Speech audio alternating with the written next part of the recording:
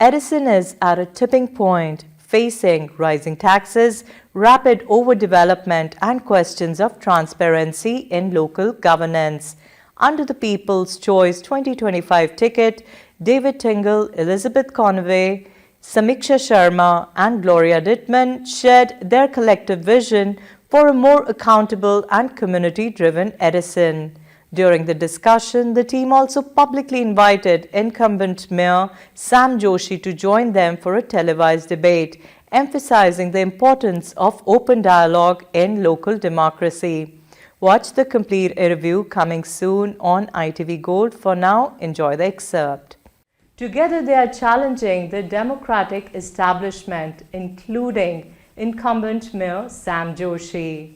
Let's explore their vision, their chances, and what it takes to shape Edison's future.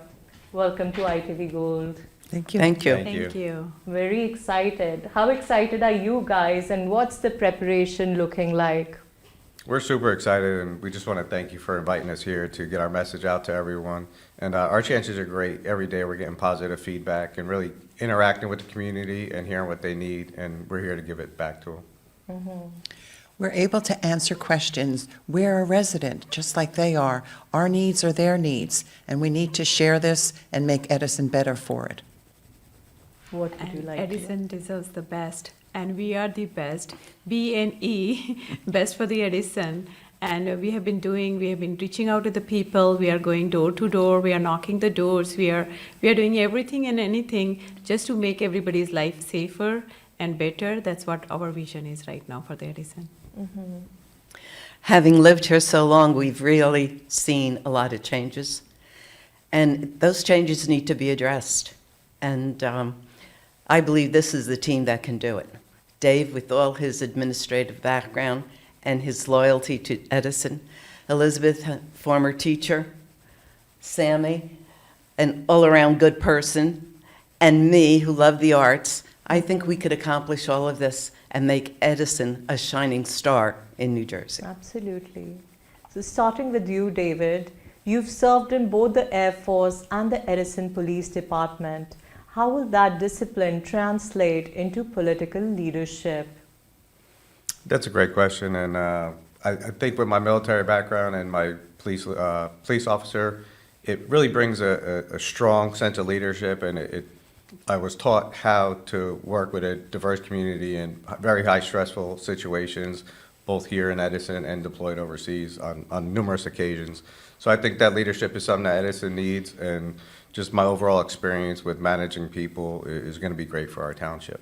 Mm-hmm. Absolutely. Now, these are the questions anybody can jump in and answer. Edison's political landscape has long leaned Democratic with Sam Joshi's incumbency and strong party machinery. What makes you believe this ticket has a real path to victory in such a heavily Democratic town? Well, my vision for the way we approach this in an effort to win this is the Democratic machine has been in place for so long that the only way to really break that is to have representation from all parties and unaffiliated in Edison. And there, the 100,000 people in Edison, the 60-something thousand that are registered to vote, only about 25,000 come out and vote. And we're trying to reach as many people as we can. And this fusion ticket of Democrats, Republicans, and me as an independent is a great way to give people a voice and something that they can believe in and say, hey, we have somebody that can represent us, and we have a real chance to break this machine and be represented. Mm-hmm. I've been going to town council meetings for many years, and people know it. And many times they'll ask me, Elizabeth, ask this, because they're upset and they're concerned about the town. So I would be the intermediary besides the questions that I had to ask. And when Dave approached me to run with him, I felt, it's time. We need all these concerns taken care of. Let's do it. Mm-hmm.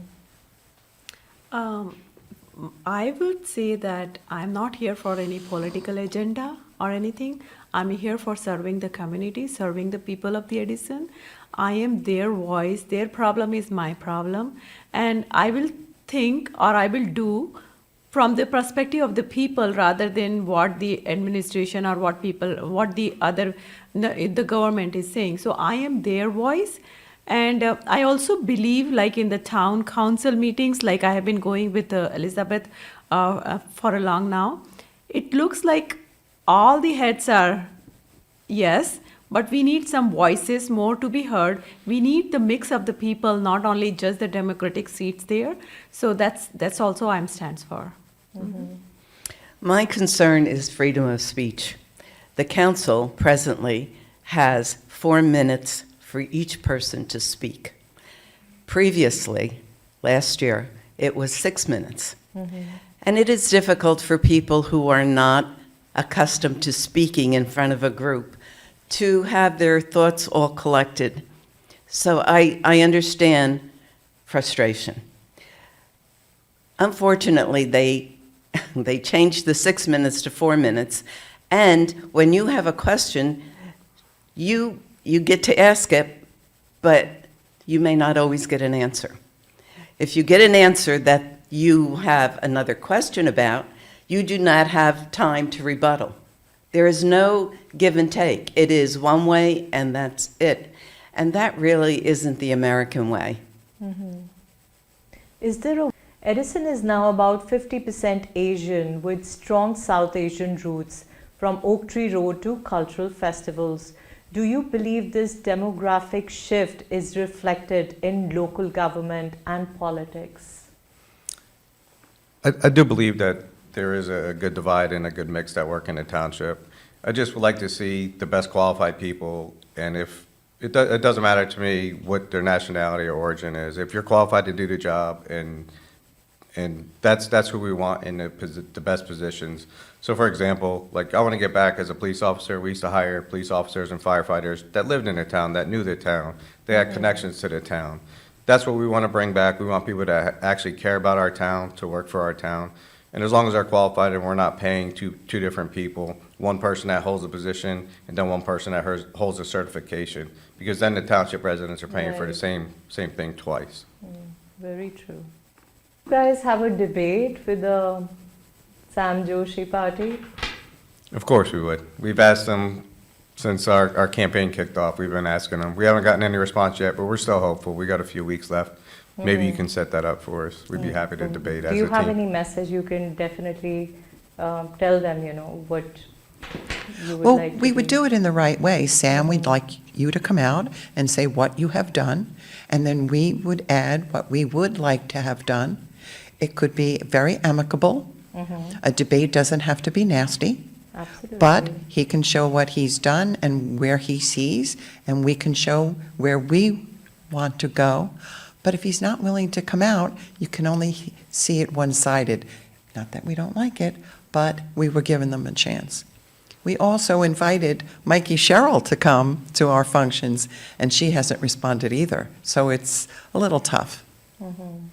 I think we ought to extend the invitation right here and now. Mayor Joshi, we welcome you to come and have a debate with us, either you and Dave or council members. However you want to do it, whenever you want to do it, we'll be there. So I would like to add on, the current administration has so much of the we are on? No? No. Sorry. The current administration has so much achievements.